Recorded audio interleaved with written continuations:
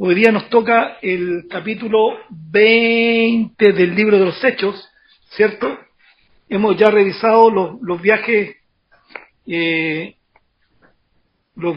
apóstol Pablo, los 3 viajes misioneros. Ahora, y vamos a encontrar un punto muy importante donde Pablo, en los capítulos que vienen, va a viajar a Jerusalén y donde va a ser tomado prisionero, un hecho importante que va a cambiar todo el rumbo de lo que venía haciendo, pero todo dentro del plan de Dios. Si Dios obra en todas las cosas, siempre Dios tiene un propósito. En la manera como se cumple ese propósito ya es resorte del Señor, de Dios. En este libro, en un momento vamos a hacer un resumen, llegando ya al capítulo final, y después de ese capítulo haremos un resumen de algunos puntos importantes para darle más énfasis del estudio del libro de los Hechos, de los apóstoles, hechos realizados por el Espíritu Santo a través de personas que estuvieron dispuestas y disponibles para ser usados por Dios. Dios siempre, ojo con esto, porque Dios siempre quiere hacer su obra, pero la hace a través de usted y a través de mí. Quiere hacerla a través de nosotros. Nosotros tenemos que estar dispuestos. Estoy dispuesto, estoy disponible. Estoy dispuesto, pero tengo que estar disponible. Tengo la actitud del deseo, pero tengo que estar disponible para que cuando Dios haga un llamado, me abra una puerta, yo poder ser usado por el Señor. Somos puentes de la gracia y de la bendición de Dios para otras personas. A lo mejor en los momentos más íntimos, más cercanos, de manera casi anónima, muchas veces Dios te puede usar grandemente. Al aconsejar, al exhortar a un hermano, a un amigo, a una persona, a un vecino o a un compañero de trabajo. Dios puede abrir una puerta y te puede usar. Siempre hay que estar ahí esperando lo que Dios va a hacer. Y en este capítulo 20 vamos a revisar varias cosas interesantes, ¿cierto? Vamos a ver en la primera parte a un muchacho, Eutico, que se va a caer desde el 3er piso porque estaba escuchando un sermón de Pablo y el agotamiento y cansancio lo desvanecieron y se cae y al parecer, como dice la Escritura, fallece. ¡Qué tremendo! Vamos a ver las acechanzas también de los judíos constantes en contra de Saulo o en contra del apóstol, y vamos también a ver una cosa muy interesante que es la advertencia que Dios le hace de manera reiterada al apóstol de lo que le va a ocurrir en el viaje que él quiere hacer, porque él quería pasar una de las fiestas en Jerusalén, ¿cierto? Pero Dios, a través de distintos profetas en distintas ciudades, le da una advertencia al apóstol de lo que le va a ocurrir en Jerusalén. Entonces ahí vamos a encontrar un dilema también, y nos va a llamar la atención en términos de que podemos opinar si procedió de manera adecuada o no procedió de manera correcta el apóstol Pablo en ir a Jerusalén teniendo o recibiendo las advertencias de lo que le iba a ocurrir. Ahí uno puede decir, estoy de acuerdo, se precipitó, se apresuró, no debió ir, o puede decir, bueno, él tenía que ir, quiso ir y no tenía temor a las consecuencias porque él quería terminar la carrera que Dios le había encomendado. Puede usted opinar personalmente, tener una idea o una opinión al respecto. Dice el primer versículo, y vamos a avanzar porque es todo el capítulo, y hay cositas que son detallitos, pero que son importantes para después, en la segunda parte del capítulo, ahondar en algunas cosas que considero yo muy importantes. Dice, después que cesó el alboroto, dice, llamó Pablo a los discípulos y habiéndolos exhortado y abrazado, se despidió y salió para ir a Macedonia. El alboroto del capítulo anterior, recuerden, estaba en Éfeso, estuvo más de 2 años, estuvo mucho tiempo en las tardes, noches, enseñando en la escuela de Tirano. Pablo era un hombre que pasaba años enseñando la palabra de Dios y habitualmente día a día. Él estaba comprometido con la enseñanza, exhortando y mostrando a través de la Escritura del Antiguo Testamento que Jesucristo, el que había nacido en Belén, el que había crecido en Nazaret, Nazaret de Galilea, y que vivió 33 años, fue crucificado, era el Hijo de Dios, era el Mesías, y lo demostraba por medio de la Escritura, de la ley, los salmos y los profetas, y la Escritura completa, pasando por todos los profetas del Antiguo Testamento. Ahora, Pablo estaba siendo usado, sin duda, para luego tener las mismas cartas que él estaba viviendo, tenerlas escritas en lo que es el Nuevo Testamento. Y recuerden ustedes que había un alboroto no menor en Efesios con los plateros, con las personas que realizaban con sus manos, ¿cierto? Hacían detallitos, artífices de la diosa de Diana de los Efesios, y tenían un negocio, es decir, vendían mucho y parte de su riqueza era por eso. Y Pablo obviamente estaba en contra de la idolatría y fue amenazado, hubo un alboroto no menor, y es interesante ver cómo la verdad muchas veces le echa a perder el negocio a los bandidos, claro, pero ellos se mantienen en la mentira, se mantienen en la idolatría, porque detrás de eso hay un tremendo negocio, así de sencillo. Dice, y después de recorrer aquellas regiones y de exhortarles con abundancia de palabras, llegó a Grecia. Dice, después de haber estado allí 3 meses y siéndole puestas acechanzas por los judíos, para cuando se embarcase para Siria, tomó la decisión de volver por Macedonia. Es decir, Pablo siempre estaba siendo amenazado por los judíos. Recuerden ustedes que cuando Pablo tiene un encuentro con Jesucristo, cuando iba camino a Damasco a buscar a los cristianos para llevarlos detenidos, dice que aparece la luz, se cayó, ¿cierto? Y él dice, Señor, ¿quién eres? ¿Y qué quieres de mí? Luego estuvo un tiempo sin ver, manda a Dios a Ananías, recibe la vista, y el apóstol Pablo empieza un caminar, primero a solas, de mucho tiempo, donde fue ministrado por Dios. Y el mensaje era que Pablo fuera no a los judíos primero, sino que fuera a los gentiles, y después iba a llegar a los principales, a los gobernadores, a las autoridades. Pero Pablo, como tenía un cariño tan cercano, y él era judío, era de la tribu de Benjamín, recuerden ustedes, Pablo siempre en las regiones donde estaba, lo primero que hacía era acercarse a la sinagoga para compartir la palabra. Bueno, fueron ellos, los mismos que Pablo amaba con un corazón tan tierno, los que habitualmente estaban en contra de él y con amenazas de manera muy, muy común. Ahora, recuerden ustedes que muchas veces Pablo tuvo que ser ayudado por los hermanos, sacado a escondida, o fue avisado con anticipación para que Pablo tomara otro rumbo o escapara.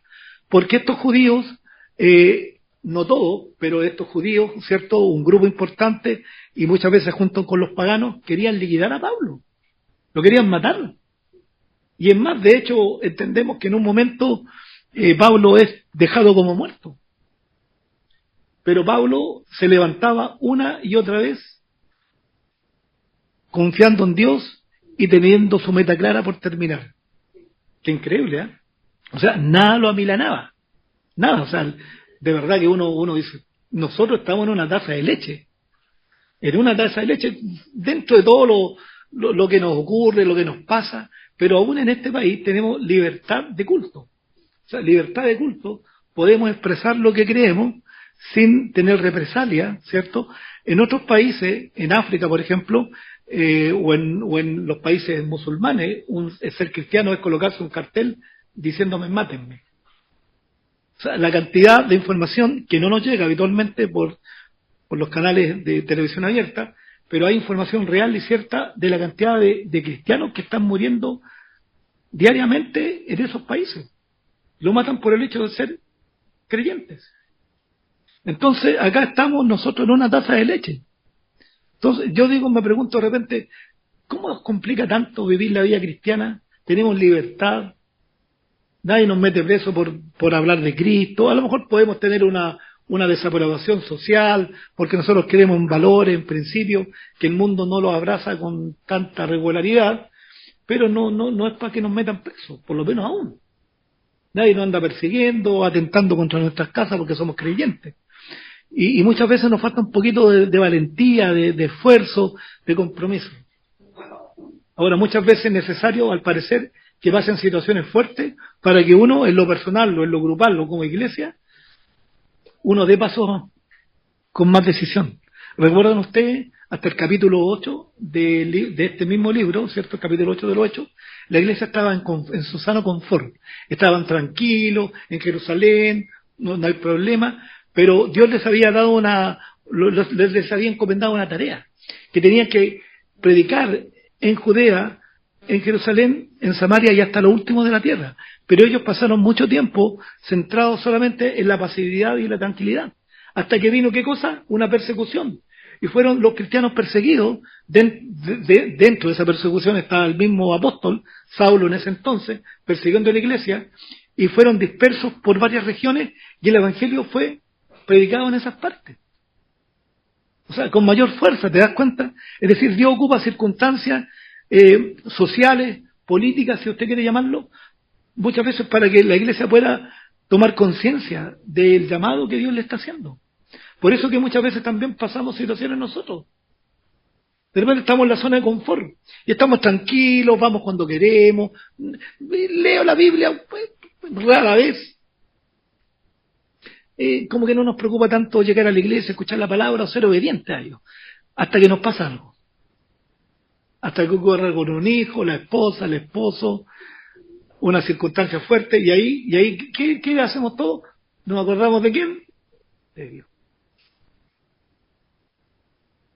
Entonces, por eso, Dios tiene todo en su mano, Dios tiene su tiempo, pero ¿para qué vamos a esperar el llamado a acercarnos a Dios de manera más íntima, más profunda, con actos a lo mejor de sufrimiento en nuestra familia? ¿Para qué? ¿Por qué no reaccionamos de manera natural al amor de Dios, a la gracia de Dios? Ahora, Pablo, aquí hay una cosa de sentido común. Pablo en un momento va a decidir no ir en barco, por lo menos en ese momento, no tomar el barco, sino que moverse por tierra, porque escuchó las amenazas que los judíos le tenían guardadas. Era muy probable que Pablo abordara un barco y con los tantos judíos que venían de distintos lugares a Jerusalén, a las fiestas, lo podían tomar y echarlo a los tipos Jonás. Matarlo, liquidarlo y hasta luego. No, uno tiene que tener sentido común también. La gente dice, pero hermano, Dios me cuida. Sí, pero usted también cuídese. Sea prudente. ¿Con quién? ¿Dónde está? ¿A qué hora está? Hay sentido común. Dice, y le acompañaron hasta Asia, Sópater, hay puros lindos nombres acá, extraño porque son nombres de esa cultura, Sópater, mira qué lindo, de Berea, Aristarco, y segundo de Tesalónica, Gallo de Derbe y Timoteo, y de Asia, Tíquico y Trófimo, bonitos nombres. Estos, habiéndose adelantado, no se esperaban en Troas. Ahora está Lucas, que es el escritor del libro Los Hechos, se hace parte del viaje. Es decir, Lucas en un momento estaba en la lejanía y otro momento estaba compartiendo y era parte del mover. Dice, y nosotros, pasados los días de los panes y levadura, navegamos de Filipos y en 5 días nos reunimos con ellos en Troas, donde nos quedamos 7 días. Ahora, cuando escuchamos hablar de Sópater, de Berea, de Aristarco, segundo de Tesalónica, Gallo, de Derbe, Trófimo de Asia, estas eran personas posiblemente que eran parte de las iglesias que Pablo había fundado y que estaban con él, lo estaban acompañando. Y recuerden ustedes que en los viajes Pablo hacía algo muy particular, él juntaba ofrendas, no para él juntaba ofrendas porque le solicitaron y le pidieron que ofrendas para ayudar a los pobres de Jerusalén. Es decir, Pablo recolectaba ofrendas, ¿cierto?, voluntariamente, sin presión, sin fuerza, para ayudar a sus hermanos que estaban teniendo un tiempo bastante delicado en lo económico en Jerusalén. Y todas estas personas se cree que estaban ayudando a Pablo en la recolección y entregando a Pablo, confiando en la integridad de este hombre. Cuando habla, por ejemplo, de Aristarco, leí un comentario que me pareció interesante, que Aristarco era como un nombre de una persona influyente, y más que influyente, de un hombre de una posición económica importante. Pero cuando después leemos que había una persona que se llamaba Segundo, y Segundo era un nombre que habitualmente se le entregaba a los esclavos. Interesante. Es decir, porque en la esclavitud romana habían distintos rangos de esclavos. Mira, eran todos esclavos, pero tenían distintos rangos. Y al esclavo más importante o al esclavo jefe de los esclavos se le llamaba primus, el primus. Y al esclavo de menor rango se le llamaba segundo. Entonces, se piensa, y según lo entendido, que este segundo era un esclavo y que Aristarco era un hombre de una posición en libertad, un hombre muy bien posicionado económicamente y socialmente. Entonces, ¿qué vemos ahí? Que el Evangelio estaba alcanzando a distintos grupos sociales económicos, a distintas personas. Es decir, hay gente pobre y hay gente rica, y encontramos en la Biblia que es cierto eso, y en la realidad también. Hay gente muy adinerada y gente muy humilde en lo económico, que podemos tener al mismo Dios y al mismo Salvador. Y para el rico y para el pobre, Dios es suficiente en su vida. Y siendo rico y siendo pobre, ninguna de las dos cosas tiene el valor en sí o per se para merecer la gracia de Dios. Exacto. No por ser pobre, Dios me quiere más que al rico. Dios nos quiere a todos por igual. Y el rico y el pobre necesitan un Salvador. El rico y el pobre, si no reciben a Jesucristo, hay un lugar y un destino para ellos que es el lago de fuego. Cuando muere el pobre, en Lucas capítulo 16, 17, ¿cierto? Lázaro y el rico no se fue al sufrimiento por ser rico. Ni el pobre se fue a la parte del seno de Abraham, ¿cierto? Por ser pobre, sino porque uno tenía una relación con el Creador y el otro no. Así de simple. ¿Ya? Porque ahora se da en los términos políticos una lucha contra los ricos, contra los empresarios, ¿no? No es tal. No, que el pobre, como que el pobre fuera más digno que el empresario, más rico. Cuando encontramos que hay mucha gente pobre, que es un gañán, que es un delincuente, que es un secuestrador, que es un narco, pero también encontramos en los sectores altos que también hay gente mala, perversa. Entonces, es todo un todo. O sea, todos necesitamos a Cristo. Hay gente decente, honesta, en la clase media, alta o baja. Entonces uno no puede como ser distingo, no, estos son malos o estos son buenos. Eso no, eso es una cuestión política sucia. Yo siempre digo este ejemplo, con mi hijo lo converso habitualmente, porque él me dice, con todo lo que le meten en el lado cerebro que le hacen en la escuela, no papá, es que el pobre, y he escuchado a algunos políticos, lo he escuchado, no es cosa que me han contado, no, que él roba porque es pobre. Yo nunca he sido ni de clase media y nunca he andado robando. Entonces, yo le puedo preguntar a algunos que conozco, le diría, ¿usted de dónde nació? En barrios pobres, pobrísimos. Pero nunca han sido ladrones. Entonces, quieren colocar como, él es pobre porque vive en un barrio que no tiene supermercado a 100 metros, que no tiene plaza. Pucha, qué bueno tener un supermercado, una plaza. Pero esto es cosa de valores. Si usted me pregunta, el mejor ejemplo es el jardín del Edén. Adán y Eva tenían todo, no necesitaban de nada, todo perfecto, no necesitaban ni ropa, no tenían suegra, ni suegro tampoco, para el empate, ya para que no diga usted que es malo, no. Oye, vivían pleno, ¿te das cuenta, no? ¿Pero qué pasó? Desobedecieron a Dios. El primer asesinato, Caín mató a su hermano Abel. Habían cosas en el corazón. Ese es el punto. Mientras el corazón del hombre no pueda ser cambiado por Dios. No importa dónde usted esté, no importa si es pobre, rico, clase media, baja, no importa. Pero la política te dice eso, los mentirosos te quieren convencer de eso. ¿Ya? Por eso que los delincuentes, y este es un paréntesis que voy a hacer, por eso que los delincuentes, hoy día tenemos un jueces garantistas, que a todos los que andan robando y el monto es de un monto bajo o son delitos menores, los dejan libres con medidas cautelares y les dicen, váyase para la casa, medida cautelar nocturna. Mire, lo mandan a dormir a la casa, puede robar en el día. ¿Y saben por qué? Porque si ustedes lo leen, me van a encontrar la razón. Es por esto. Porque ellos creen en el Estado mentiroso que el Estado es culpable de que él sea un ladrón. ¿Qué culpa tengo yo? Y por eso que le dan oportunidades y oportunidades y oportunidades. Y los otros felices. Felices. Roban en los supermercados y saben que van a estar, si los pillan, 6 horas en la comisaría y después para la casa. Y si es menor, está ante el juez y él dice, sí, reconozco que no, y no lo voy a hacer más, sí, ya, perfecto. Y mentira. Pero lo único bueno es que Dios un día los va a juzgar a todos. Y ahí no va a haber quien los salve. Tienen que arrepentirse. Dice, mira, visita de despedida de Pablo en Troas. El primer día de la semana, reunidos los discípulos, para partir el pan, Pablo les enseñaba, habiendo de salir al día siguiente, y alargó el discurso hasta la medianoche. El primer día de la semana es el día domingo. Este es una de las primeras citas donde vemos claramente que la iglesia, en distintos lugares, se juntaba el primer día de la semana para tener un tiempo de oración y compartir el pan y recibir la enseñanza de la palabra de Dios. Ahora, en estos términos, es bueno aclarar que independiente del día, para Dios no es tema.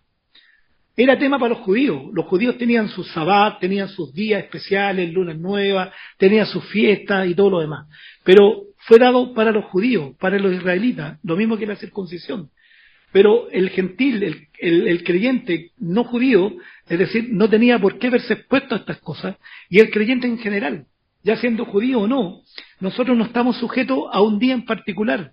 Algunas iglesias dicen no, que el sábado, el domingo, y el domingo lo atacan y nos tachan como paganos, porque según ellos, Constantino fue el que impuso el día domingo de reunión, ¿cierto? El domingo entonces no es como al paganismo y todo. Pero en el libro romano y en varios otros lugares del Nuevo Testamento, el apóstol en particular, el apóstol Pablo, dice que no es importante si es sábado, domingo, día de reposo, luna nueva. Para Dios no importa eso. Uno ve un día distinto, otro ve otro día distinto. Lo importante es que cada día nosotros podamos estar en comunión con Dios. Porque nos juntamos el domingo nosotros, porque el domingo habitualmente la mayoría de los trabajos cesan sus actividades, salvo los temas clínicos, de salud, servicio y todo lo demás. Pero la mayoría tenemos el tiempo para estar en la iglesia y descansamos porque se trabaja de lunes a viernes o parte del sábado, ¿cierto? Pero si no fuera así, nos juntaríamos otro día nomás. No es tema. Lo importante es que cada día usted esté a cuenta con Dios. No, Dios no lo va a salvar a usted, ni lo va a considerar mejor a usted, porque usted tal día y el único día de la semana se junta o se dedica a leer o a orar. Dios no está en ese tema. Todos los días son para estar en comunión con Dios. De lunes, ¿cierto? 24/7. De lunes al otro lunes. El primer día de la semana dice que Pablo estaba compartiendo la palabra y había un joven. Y vamos a ver ahora que un joven Eutico se va a dar un costolazo fuerte. Dice que en ese lugar había muchas lámparas en el aposento alto donde estaban reunidos. Y un joven llamado Eutico que estaba sentado en la ventana. Recuerde usted, las ventanas no eran como ahora. Las ventanas, no, allá era un espacio abierto y fue, nada más. Entonces el joven estaba sentado ahí. Y este día domingo también era un día de trabajo. Por lo tanto, habitualmente la gente era tarde-noche y la gente iba a escuchar la palabra, y el apóstol Pablo, entregado de manera plena y total al ministerio y a la enseñanza, compartía no solamente un rato, compartía largas horas. Ahora, obviamente que era un lugar peligroso. Estar sentado en una ventana sin protecciones, a una altura razonable, y con las lámparas y con todo, ¿cierto? Obviamente que lo más probable es que el joven con la lámpara, con los aceites, con las velas, en un momento y con el cansancio mismo, se iba a desmayar. Pues estáis respirando monóxido de carbono y todo lo demás, y cansado, y más encima del equilibrio en la ventana, era muy probable que pasara lo que pasó. Y dice que un joven, y había muchas lámparas en el aposento alto donde estaban reunidos. Y un joven llamado Eutico, que estaba sentado en la ventana, dice, rendido de un sueño profundo, por cuanto Pablo disertaba largamente. Vencido del sueño, cayó del 3er piso abajo y fue levantado muerto. ¿Te imaginas? Qué tremendo, ¿no? Ahora esto pasó. Ahora, si hubiese estado sentado en otro lugar y no la ventana, a lo mejor se hubiese quedado dormido igual. Estaba cansado, pero no se hubiera matado. Correcto, ¿no? Ahora, yo escuché a un pastor muy muchos años atrás, que nos comentaba, y un sentido común, y él hablaba que todo tenía su momento, su tiempo, porque yo puedo estar enseñando acá, pero si yo me paso demasiado y le estoy dando como 2 o 3 horas de enseñanza, lo más probable es que usted, si no se queda dormido, va a empezar a moverse, se va a ir al baño, porque hay un momento que uno toma atención, y hay otro momento que la silla le empieza a incomodar. ¿Te das cuenta, no? Entonces, siempre es un sentido común en todas las cosas. Pablo, obviamente, estaba en un contexto distinto, una situación distinta. Muchos de ellos eran esclavos, no tenían la libertad de escoger un lugar para enseñar en cada momento, ocupaban los pasos y los momentos. Y Pablo tenía un interés potente porque sabía que estaba viajando y tenía obligaciones y quería aprovechar los tiempos al máximo. Y estaba en eso cuando este muchacho está ahí sentado. Dice entonces, ¿qué pasó? Se cayó, po. Se cayó porque estaba cansado, porque venía de la pega, porque estaban las lámparas con aceite o las velas, sentado, echando un poquito de monóxido, y en un momento, ¡pum!, y hasta luego. Entonces descendió Pablo y se echó sobre él, y abrazándole dijo, no os alarméis, pues está vivo. Pablo desciende preocupado, porque obviamente que si alguien se muere acá, se acaba la reunión al tiro. Sí, obviamente, pues si no vamos, ¿qué vamos a hacer? ¿Cierto? Imagínate lo que pasó. Dijo Pablo, me echó a perder el sermón. Dijo Pablo que me está portillando. Y se cayó. Y Pablo va y dice que se coloca sobre él, y Dios permitió que este muchacho se levantara. Ahora, uno quisiera como replicar muchas veces todo lo que ve en el Nuevo Testamento o algunas situaciones del Antiguo Testamento, pero no son posibles, porque fueron momentos únicos y especiales. Ahora, porque uno diría, ya se murió alguien, ya échale encima. Lo más probable es que siga muerto. Claro. O de repente cuando llega gente con situaciones graves de salud, un vecino, oremos por él. Sí, yo voy a orar, pero yo no sé si esa oración lo da, porque eso está en manos de Dios. Si Dios coloca el sentir en mí y la convicción de que voy a orar por tal persona que está pasando tal cosa y Dios va a solucionarlo en ese momento, yo voy y lo hago. Pero no, tampoco uno puede ir a buena de primera con el tema te declaro y el otro nunca se levantó la silla de ruedas. ¿Será? Claro, y todas esas cosas son manipuladas. Entonces uno tiene que tener cuidado con eso, ¿te das cuenta? Tiene que tener mucho cuidado. Dios obró de manera muy poderosa con estos milagros en ese contexto del Nuevo Testamento, en los primeros años, en los primeros siglos. Ahora Dios no tengo ningún problema en creer que lo puede hacer hoy en día, con alguien en particular. No tengo problema en eso. Pero no es como ocurría antes tampoco. Ahora, si Dios te dice a ti algo, bueno, hazle caso a Dios. Pero si Dios no te dice nada, no vayas a hacer el ridículo. Si se murió un señor y tú vayas, no, si aquí vengo en el poder de Dios, y después salís pidiendo disculpas. Por eso hay cosas que son de Dios. Dice, entonces Pablo se echó sobre él y abrazándole dijo, no os alarméis, pues está vivo. Y después de haber subido y partido el pan y comido, habló largamente, siguió hasta el alba. Porque a Pablo le interesaba, porque, como les digo, era un contexto distinto. Yo no lo voy a tener aquí hasta las 5 de la tarde a ustedes. No, pero eran contextos distintos. La premura del apóstol Pablo por predicar la palabra, por enseñar la palabra.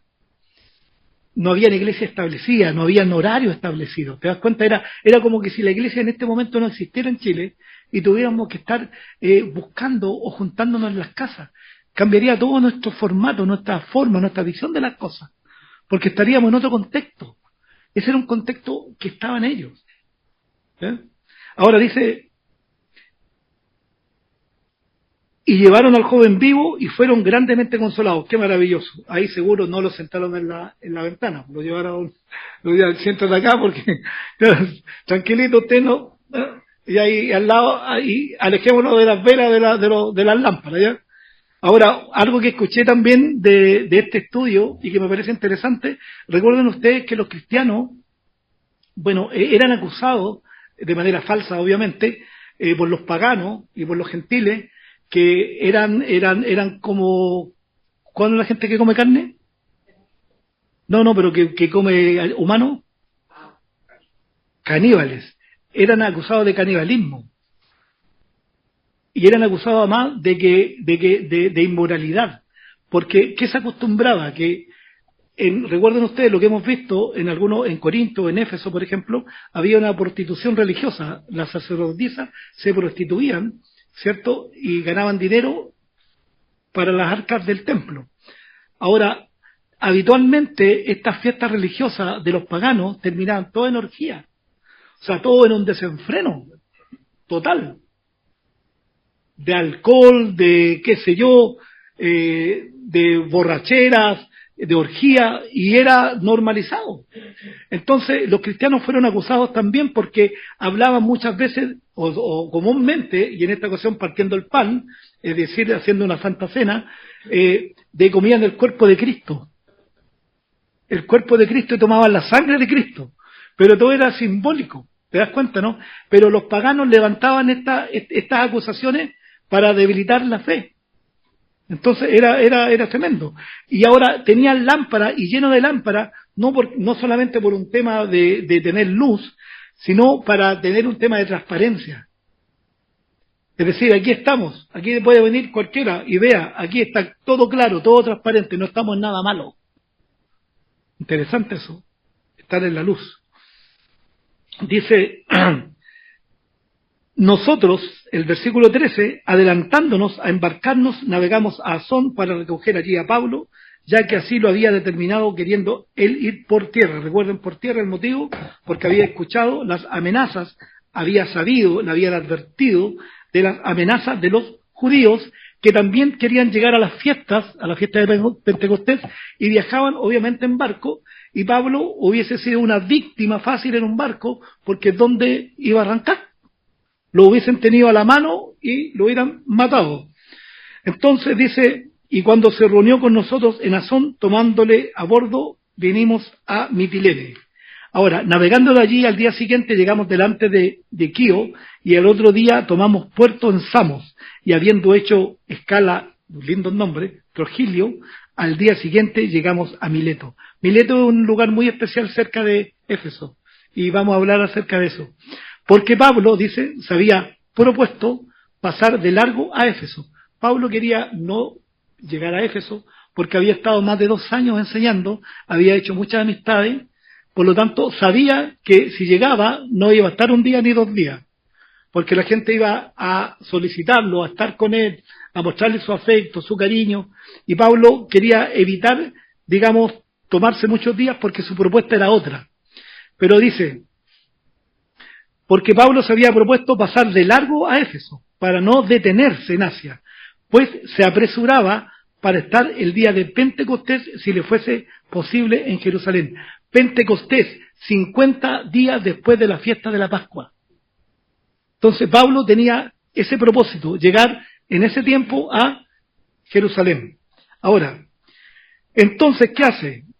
El título en su Biblia dice lo siguiente, despedida de Pablo en Mileto, y aquí vamos a ver algunas cosas muy interesantes. Dice, enviando pues desde Mileto a Éfeso, hizo llamar a los ancianos de la iglesia. Cuando vinieron a él, les dijo, Pablo en Mileto llama a los ancianos de Éfeso. No va al lugar de ellos, invita a los líderes, a los ancianos, personas maduras, supervisores, que estaban liderando la iglesia en Éfeso. Ahora, los hace llamar, y cuando vienen a él, les dice lo siguiente, vosotros sabéis cómo me he comportado entre vosotros todo el tiempo, desde el primer día que entré en Asia, sirviendo al Señor con toda humildad y con muchas lágrimas y pruebas que me han venido por las acechanzas de los judíos. ¿De las acechanzas de quiénes? De los judíos. También en un momento los gentiles, los paganos, pero habitualmente era de sus compatriotas, de los judíos. Y como nada que fuese útil he rehuido de anunciaros y enseñaros públicamente y por las casas. Es decir, Pablo coloca un poco las credenciales, se está despidiendo y le está diciendo, ustedes me conocen, ustedes saben cómo me he comportado. No he sido un hombre abusador, he sido un hombre transparente, que he vivido la palabra y he querido estar con ustedes ministrándoles la palabra de Dios. Lo he hecho con humildad, con lágrimas, y en medio de todas las persecuciones y de todas las pruebas, yo he estado con ustedes. O sea, Pablo pudo haber estado muy poco tiempo en Éfeso, Pero Pablo no le importaba colocar en riesgo su vida por cumplir la palabra, el propósito que Dios le había dado de entregar la palabra de Dios. Entonces era un hombre temerario, si se puede decir, atrevido, pero con un propósito claro. Dice, testificando a judíos y a gentiles acerca del arrepentimiento para con Dios y de la fe en el Señor Jesucristo. Eso es muy importante. El testimonio, el Pablo hablaba de arrepentimiento. El mensaje clave, Juan el Bautista, Jesucristo, el apóstol Pedro, en los primeros capítulos del libro de los Hechos, el mensaje del apóstol Pablo, ¿qué es lo que era? Llamar a la gente ¿a qué? Al arrepentimiento. Y eso es lo que más le molesta a la gente, cuando los llaman al arrepentimiento, porque dicen habitualmente, ¿y arrepentirme de qué? Y ahí empiezan las excusas. Soy tan buena gente, tan buena persona, soy tan buen esposo, yo lo digo algunas veces, soy tan buen esposo, soy tan buen padre, soy tan buen trabajador, ¿cierto? Pero soy pecador. Algunos podrían haber sido grandes padres, grandes esposos, pero podrían haber sido grandes pecadores, y que no sabía su esposa lo que él hacía en privado, o lo que hacía en público con otras personas, o cómo estaba su pensamiento, su corazón. Por eso el mensaje era, arrepiéntete. Es decir, cambia completamente tu propósito, tu mentalidad, tu dirección. Eso es arrepentimiento. Si uno llora y derrama lágrimas y confiesa muchas cosas y no hay cambios, lo que le pasó solamente fue remordimiento, porque el patrón continúa el mismo. Así de simple. Cuando hay arrepentimiento, el patrón conductual cambia. Por eso es arrepentimiento. Estoy arrepentido de haberlo hecho. No lo hago más. Estoy arrepentido. Y no te lo hago nunca más. Y después lo sigue haciendo. Fue un remordimiento, nada más que eso. Pero el llamado es al arrepentimiento. Una disposición y un arrepentimiento que te ofrece Dios. Y que Dios, si eres sincero de corazón, Dios te va a ayudar. Porque no se trata de tener un manejo autoimpuesto. ¿Te das cuenta? Porque eso sirve por un tiempo nada más.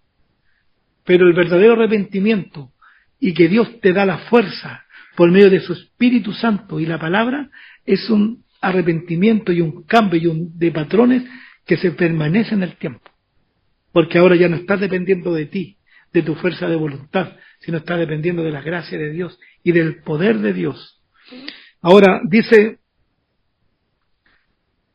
y ahora he aquí, yo en espíritu, y aquí viene esta parte interesante, muy interesante, dice, ahora he aquí, ligado yo en espíritu, voy a Jerusalén. Recuerden, va a Jerusalén a estar en la fiesta de Pentecostés. Pero dice algo, dice, sin saber lo que allá me ha de acontecer. Claro, ¿no? Sin saber lo que allá me ha de acontecer.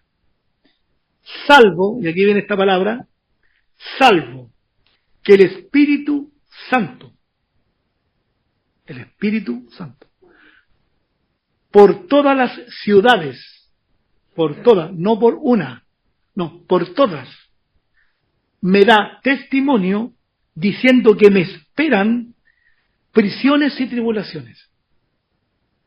O sea, por distintas ciudades donde Pablo estaba viajando, estaba recibiendo un testimonio acerca de lo que le iba a ocurrir en Jerusalén, en la fiesta de Pentecostés, que le esperaban prisiones y tribulaciones. Entonces, ¿Pablo está en conocimiento? Sí. ¿Quién le está advirtiendo? El Espíritu Santo. Recuerden ustedes que el Espíritu Santo, en algunas situaciones, le comunicaba a Pablo, no quiero que vayas a este lugar. Pablo tenía el deseo de ir a un lugar y el Espíritu Santo lo encaminaba en otra dirección. Y Pablo decía, ok, está bien. ¿Te das cuenta, no? Porque Dios tenía un plan perfecto. Ahora, eso es importante entender. Hay un plan perfecto y un plan permitido por Dios. El plan permitido es que a pesar que Dios le está diciendo algo a usted, usted hace algo contrario. Pero ese algo contrario quizás no es malo, per se. No es un pecado, no es que usted vaya a matar a alguien, a violar a un niño, o a matar 20 perros en la calle. No es solamente que usted hace otra cosa. Puede hacer algo bueno, pero va en otra dirección. No, es que el Señor le dice, mira, quiero que aparezcas en esta iglesia, por darle un ejemplo. Y usted dice, no, yo quiero ir a la otra iglesia. Y usted va a la otra iglesia. No es malo que vaya a la otra iglesia. Entonces, ok, pero usted decidió ir a la otra iglesia. Pero Dios tenía un plan para usted en esta iglesia. Pero usted fue a la otra. No es malo ir a la otra iglesia. Pero, perfecto, pero Dios permite que usted le desobedezca. Lo permite. Pero usted es su decisión y tiene que asumir las consecuencias. Sí, así es. Dios respeta la voluntad de cada cual. Siempre. Por eso que nadie podrá o podría un día estar frente a Dios perdido, esperando su condena en el juicio final, decirle, tú no pudiste salvarme. ¿Por qué no lo hiciste si tú eres todopoderoso? Y Dios le dirá, yo te di la oportunidad, pero tú escogiste algo distinto. Y yo respeto eso. Así de simple. Entonces, fíjense, Pablo había sido advertido por el Espíritu Santo de lo que le iba a ocurrir y lo que le esperaba en Jerusalén, prisiones y tribulaciones. Pero aquí viene Pablo, el versículo 24. Pero de ninguna cosa hago caso, temerario, atrevido, ni estimo preciosa mi vida para mí mismo, con tal que acabe mi carrera con gozo y el ministerio que recibí del Señor Jesús, para dar testimonio del Evangelio de la gracia de Dios. Cuando Dios llama a Pablo, ya lo mencioné, quiero enfatizar, Dios le dio el panorama de todo lo que iba a pasar con él, lo que iba a hacer. Vas a llegar hasta los gobernadores y hasta los reyes y todo. Bueno, finalmente llegó hasta Roma, pero llegó preso. Llegó prisionero. Perfecto. ¿Llegó? ¿El propósito de Dios se cumplió? Sí, pero de esa manera, de esa forma. Ahora, podríamos uno especular. A lo mejor, si no va a Jerusalén, no lo toman preso, no tiene tribulaciones y quizás hubiese podido llegar a Roma de otra forma. Es probable. Pero los hechos son los que estamos revisando. Así es y así ocurrió. ¿Cierto? Ahora, el propósito de Dios se iba a cumplir de todas maneras. Pero, ¿de qué manera? Pablo nunca pensó llegar como prisionero a Roma. Ni creo que lo quería, llegar como prisionero a Roma. Pero llegó a Roma como prisionero. Ahora, ¿y por qué comento esto? Porque la actitud de Pablo fue temeraria, pero no en una actitud irreverente a Dios, sino que él estaba tan comprometido con su llamado, él estaba tan comprometido que no le importaba si lo iban a tomar preso o lo iban a tribular. Él lo que quería era continuar entregando la palabra y el mensaje de Dios. A él no le preocupaba. No le preocupaba lo que le podía ocurrir. Ahora, él pudo haber dicho, no voy entonces. Como en otras ocasiones fue advertido y no se subió al barco.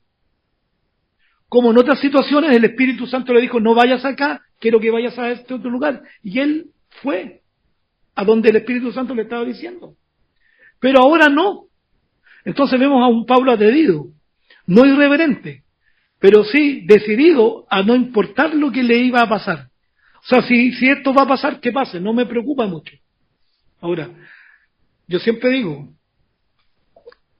Jesús es el único hombre perfecto en la historia de la vida. Por eso que a mí yo puedo reconocer al apóstol Pablo, su hidalguía, su bravura, reconocer lo intrépido, temerario, el poco amor que se tenía a sí mismo con tal de acabar una obra encomendada por Dios. Puedo mirar a este personaje, puedo mirar a los apóstoles que murieron algunos como Pedro crucificado, como Andrés que lo crucificaron invertido, como a Jacob que lo tiraron del pináculo del templo, como tantos otros hombres de Dios del Antiguo Testamento que fueron torturados, cerrados. Pero para mí, y nunca lo voy a cambiar y espero que usted tampoco, Jesús es lo más importante. Porque usted estudia la historia de José. José, usted lee la historia de él y no encuentra ni una yayita, ¿sí o no? Nada, pero era un pecador. Porque o yo estoy mintiendo o la Biblia se equivoca. No hay justo ni uno solo. ¿Está de acuerdo usted con eso? No hay justo ni uno solo. Por cuanto el pecado entró en el mundo por un hombre, todos pecaron. Entonces, yo no digo que sea malo, usted, yo no puede admirarlo, puede, wow, este hombre, no, y aprender de eso, aprender de la bravura, del carácter de Pablo, aprender de la convicción de José, maravilloso, podemos tomar enseñanza, maravilloso. Pero yo el único altar que tengo es para Jesús. Nada más. El único altar, a Jesucristo, el Hijo de Dios. Él nunca me falló, Él nunca pecó. Jamás. ¿Puedo rescatar cosas de distintos hombres y mujeres de Dios, de la palabra? Sí. Y los tomo y lo aplico y me nutro de eso. Pero ninguno de esos es perfecto. Ninguno. Porque como les dije, aquí podríamos tener dos opiniones. Pablo le están diciendo por todas las ciudades lo que te va a pasar. Y él decide ir. Algunos dicen, ¿por qué no hizo caso? No, es temerario, sí, pero el Espíritu Santo le está hablando, le está advirtiendo. Pero finalmente fue. Llegó a Roma, llegó como preso. Quizá hubiera llegado de otra forma. Pero te das cuenta, ¿no? Cómo son las cosas. Pero que era un hombre temerario, no se amaba a sí mismo, amaba más la obra, se lo doy, absolutamente. Y fíjate, y dice, y ahora he aquí, yo sé que ninguno de todos vosotros verá más, dice, ninguno de vosotros, y ahora he aquí, yo sé que ninguno de todos vosotros, en quienes he pasado predicando el reino de Dios, verá más mi rostro. Por tanto, yo os protesto en el día de hoy que estoy limpio de la sangre de todos. ¿Qué hace Pablo? Les dice, yo no me sentiría responsable de las decisiones futuras de ustedes, porque yo les he dado todo el consejo de Dios. Yo estoy limpio de la sangre de ustedes. Yo les he dicho todas las cosas como son y he hablado con verdad. ¿Por qué? Porque el versículo 27 dice, porque no he rehuido anunciaros todo el consejo de Dios. Qué importante eso. Porque muchos hoy en día están buscando algo tan básico. Enseñanzas sesgadas de un texto bíblico tomado muchas veces por doquier, donde pueden inventar un tema o llegar a un punto que ellos quieren llegar. Dicen lo que quieren decir o dicen lo que la gente quiere oír y excluyen el contexto de la palabra. Pero Pablo dice, no me siento responsable de la sangre de ustedes, porque no he rehuido de anunciarles todo el consejo de Dios. Hoy día, ¿cómo se enseña en la mayoría de las iglesias? De manera sesgada. Toman, y yo que viví en una iglesia de esas, se lo digo con experiencia, y cuando veo la televisión, veo el pastor enseñando Malaquías 2.2, después Filipenses 2.1, después Génesis 20.14, después Oseas 1.1. ¿Quién aprende así? ¿Quién aprende así? La gente está llena de conceptos, lleno de cosas triviales. Yo les voy a poner un ejemplo práctico. Y no me contesten porque ya sé la respuesta. No. ¿Les cuesta leer la Biblia a ustedes? Algunos no, algunos sí. Puede ser que la mayoría falte tiempo, no nos hacemos el tiempo, las obligaciones, papá, mamá, trabajo, responsabilidades, aseo, esto, el poco tiempo es, debemos hacernos el tiempo. Pero es una tarea no fácil. ¿Te das cuenta? Porque podemos ver Netflix ahora, podemos ver Amazon otras 2 más, podemos usar el TikTok varias horas, pero lo que menos hacemos en comparación a eso es leer la palabra. Ahora, nosotros somos una iglesia de enseñanza, una iglesia que enseña de manera sistemática y expositiva la palabra. Enfatizamos la enseñanza de ella en todos los ministerios. ¿Te das cuenta? Imagínate a las iglesias que no enfatizan esto.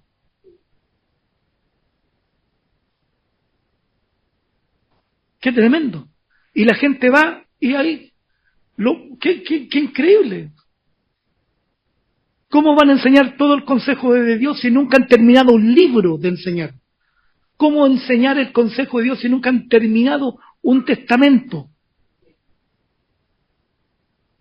Enseñan sesgado o por temas, evitando los temas que pueden ocasionar un conflicto.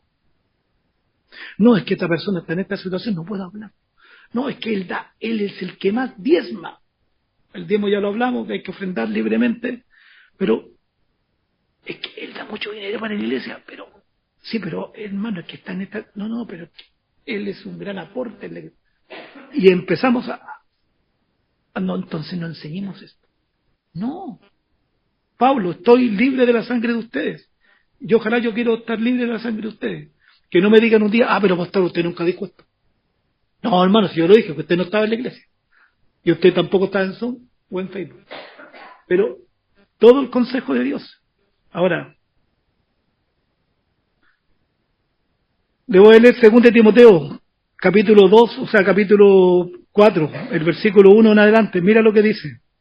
En presencia de Dios, esta es la nueva versión, nueva traducción viviente, dice, en presencia de Dios y de Cristo Jesús, quien un día juzgará a los vivos y a los muertos, cuando venga para establecer su reino. Te pido encarecidamente, predica la palabra de Dios, mantente preparado, sea o no el tiempo oportuno, corrige, reprende y anima a tu gente con paciencia y buena enseñanza. Llegará el tiempo en que la gente no escuchará más la sólida y sana enseñanza y seguirán sus propios deseos y buscarán maestros que les digan lo que sus oídos se mueren por oír. Eso es lo que pasa hoy, con un énfasis increíble. O sea, la gente quiere oír, no quiere que el pastor les diga que se arrepientan, que dejen su pecado, que dejen de hacer esto, de lo otro, que Dios los ama, los quiere, pero si se mantienen en su pecado, no verán la gloria de Dios, sino están en condenación. No quieren eso.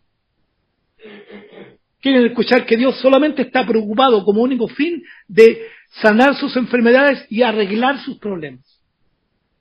O el show, el business, el juntar dinero, en actividades, por tener actividades, tener a la gente preocupada, vueltos locos haciendo cosas.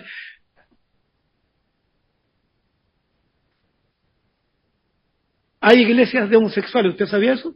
En Brasil. Tiene su propia versión de la Biblia también. Por tanto, mirad por vosotros y por todo el rebaño en que el Espíritu Santo os ha puesto por obispos para apacentar la iglesia del Señor. ¿Qué le dice Pablo? Después de todos estos años y todo el tiempo que estuvo enseñando de manera sistemática y profunda, les dicen a los líderes, oigan, tengan ojo con esto, miren por el rebaño, donde el Espíritu Santo los ha puesto a ustedes como obispos, supervisores. ¿Para qué? Apacentar. ¿Qué es lo que es apacentar? Alimentar. ¿La iglesia de quién? Del Señor, si no es mi iglesia. Hoy tenemos pastores que son como gerentes. Pastores que manejan todos los recursos, disponen de todo, piden plata, trasquilan las ovejas, y están pensando en qué cosas hacer para que la gente done y done y done y done. Y le inventan cada cosa y cada situación. Pero usted ve esa iglesia llena, la cual él ganó por su propia sangre. Debemos nosotros como líderes, en mi caso como pastor y el liderazgo, las personas maduras, hombres de la iglesia y mujeres, preocuparnos por el rebaño, para que aprendan la palabra sana, para que sus corazones sean edificados por medio de ella. Ahora tenemos hombres que buscan entretener al rebaño de Dios. Usted vea enlaces, vea otros canales abiertos por ahí que hay, no tan abiertos, están en los canales con la antena digital, pero los puede ver. Iglesias que el pastor enseña lo que les dije recién, sesgadamente. Cantan como 6 horas. Entre el púlpito y la congregación sentada hay como 300 personas saltando y con vestidos, con colores distintos, jóvenes, niños, todos haciendo un show. Esa es la iglesia de la entretención. Puro canto, hay gente que le gusta canto, y lea la palabra, hermano. ¿Usted cree que en la sinagoga se ponían a cantar? ¿Tenían show? ¿Usted cree que Pablo y los apóstoles promovían eso? La música espiritual e inteligente. Un tiempo de adoración importante en la iglesia actual que tenemos, y lo hacemos con agrado. Pero ¿dónde está el ministerio de la palabra? ¿Te das cuenta, no? Pero hoy día quiere la gente puro show, luces de colores, vamos, saltemos, y tienen a los cabros chicos saltando, a los cabros jóvenes, adolescentes, saltando, y creen que Dios estuvo con ellos, porque quedaron transpirados y la yugular hinchada, pero así como 10 centímetros. Y llegan a la casa cantando, el Señor, y vienen a esta iglesia es muerta, nadie se puso a saltar, nadie se puso a gritar. Y después esos mismos llegan y le pegan a la esposa. Esos mismos que saltan, esos mismos que así con la vena se pegan la manzafarra con los amigos de la pega. Desordenado y respetuoso en sus casas con sus compañeros. No leen nunca, ven de cualquier tontera. Y después llegan a corotear el domingo ahí. A mostrarse el cariz de santulones. ¿Por qué? Porque le gusta la entretención, pues le gusta creador en la píldora. ¿Y Pablo qué hace? Yo no he rehuido enseñaros todo el consejo de Dios. Si alguien se va aquí, se va nomás. Si la iglesia no es mía, la iglesia es del Señor. Yo no retengo a nadie, ni me pagan por estar acá. ¿No sería mala idea? No. Pero se dan cuenta. Vamos terminando, dice. Entonces tenemos ahora gente que se preocupa de entretener, de resacar la plata, de mentirle, de engañarlo. Y como la gente no lee, la gente no se educa, la gente es fácilmente timada y engañada, manipulada. Tan simple como eso. Y ellos salen de la iglesia creyendo que tú eres la iglesia más espiritual del mundo. Y el pastor con su séquito familiar se llenan los bolsillos de plata y se pegan las vacaciones que ni en su vida entera se hubieran dado. Ellos llegan en su auto de último lujo y la gente llega en micro. Jesús siempre vivió al nivel de la gente. Sí, está todo patas para arriba, hermano. Estamos en el tiempo del juicio final. Por eso dice, preocúpense ustedes. Efesios 4, que él mismo constituyó a unos apóstoles, profetas, evangelistas y maestros. ¿Para qué? Para que, haciendo esa obra, ustedes, todos los creyentes, puedan madurar, crecer, para que no sean engañados fácilmente por estos maestros de la mentira, apóstoles fraudulentos y pastores, pseudo pastores que existen hoy en día. Pero si uno no conoce el billete de 20.000 o de 10.000 o de 5.000, no conoce el verdadero, fácilmente le van a meter un billete falso. Si usted no conoce la doctrina, la palabra, los principios bíblicos, y no lee la Biblia en orden, y no se empapa de la palabra, y no vive la palabra, fácilmente lo van a timar y lo van a engañar. Terminemos, porque yo sé que después de mi partida entrarán en medio de vosotros lobos rapaces que no perdonarán al rebaño, y de vosotros mismos. Mira lo que les dice, mira qué fuerte. Y de ustedes mismos, o sea, de ustedes que están acá ahora en Mileto conmigo, de ustedes mismos se levantarán hombres que hablen cosas perversas para arrastrar tras sí a los discípulos. ¿Te das cuenta cómo Pablo los confronta y los enfrenta y les dice verdades que nadie quiere escuchar? Entonces yo les podría decir, ¿acaso no podría usted ser un falso profeta Después se enojó conmigo porque conversamos de cosas y usted, pero que el pastor es muy atrevido, me dijo que tenía que arrepentirme, que tenía y se va de la iglesia y usted es un contumaz, después empieza a apelarnos, empieza a hablar cosas que no son. Porque aquí ha pasado. Por ejemplo, hay familias que se han ido a la iglesia y han tenido problemas matrimoniales y después nos culpan a nosotros. Como que si yo vivía con ellos. El esposo o la esposa engañaron a su pareja y no, si la iglesia tiene la culpa, ¿qué culpa tengo yo? Si yo apenas los saludaba el domingo. Entonces uno diría, no, pero usted pastor no me conoce. Bueno, el apóstol Pablo estuvo años con ellos, todos los días enseñándoles la palabra, y se los dice, de ustedes mismos van a salir. Porque si uno no está en Cristo de la mano cada día, usted y yo podemos fracasar. Y yo no me excluyo, me incluyo. Por eso tenemos que estar ahí, atentos.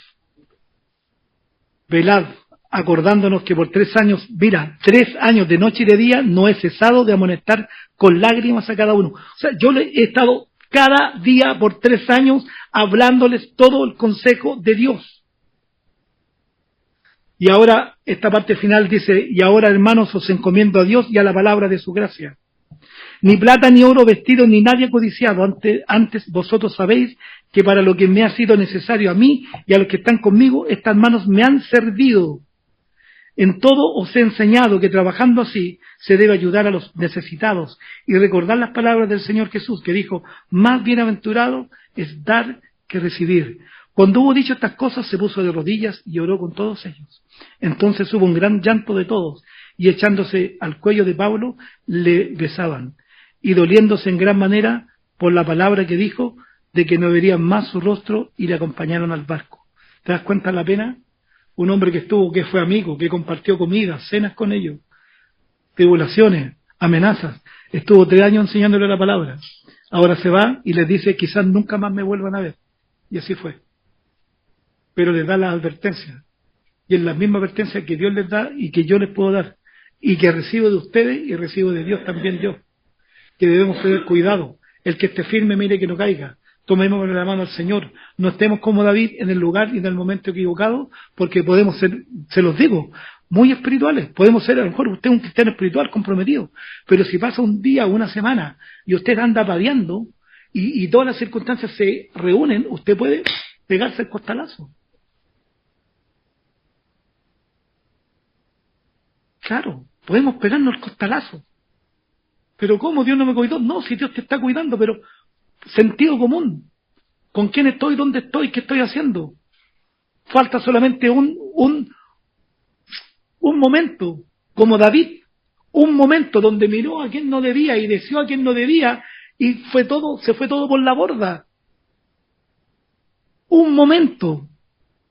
Por eso dice, el que esté firme mire que no caiga. Porque Satanás está como león rugiente buscando a quien devorar. Y la carne donde habitan el espíritu y el alma es atrevida, es irrespetuosa, es mala y en cualquier momento está esperando para joderte la vida, para dañarte. ¿Y sabes qué? Y caíste y viene la condenación del diablo al tiro y muchos han quedado ahí. Pero recuerden lo que Pablo dijo en uno de estos versículos. Los encomiendo a Dios y a su palabra. No al show, no a la actividad, por actividad, no. ¿Dónde los encomienda Pablo? A la palabra y a la gracia de Dios. La palabra lo aleja a usted del pecado, pero el pecado a usted lo aleja de la palabra. Por eso que la Biblia dice que el que perseverare hasta el fin será salvo. Yo hoy día soy salvo porque estoy en Cristo. Si mañana o pasado mañana o el próximo mes yo estoy en Cristo, yo estoy salvo y me siento seguro de eso. No tengo problema con eso, absolutamente. Pero si yo me aparto de Dios, yo decido apartar, Dios no se aparta de ti, pero si usted decide apartarse de Dios, nos vamos a perder. Por eso el que perseverare hasta el fin. Así es. Yo estoy salvo por gracia, sí, pero esa gracia permanente, cuando yo estoy en esa gracia permanente de Dios, cada día tomado de la mano del Señor. Entonces, ¿a qué cosa yo le encomiendo a usted? A permanecer en la palabra y obediente a la palabra. Bendiciones, Dios le bendiga. Vamos a orar. Padre, gracias te damos por este tiempo de la palabra, de la instrucción.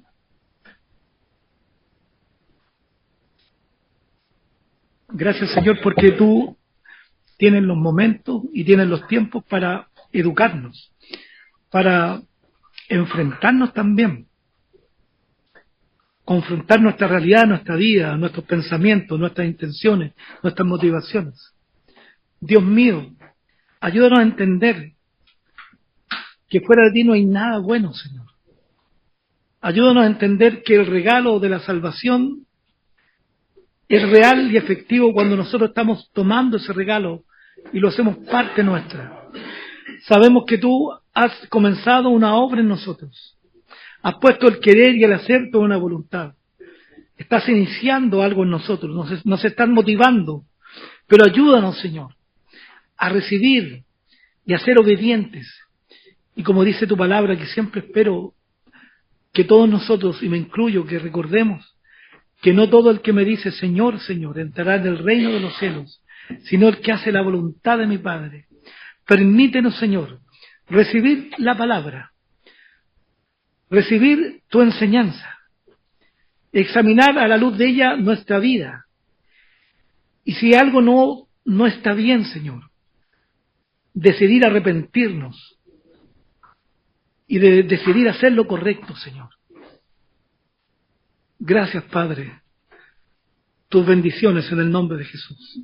Amén y amén, Señor.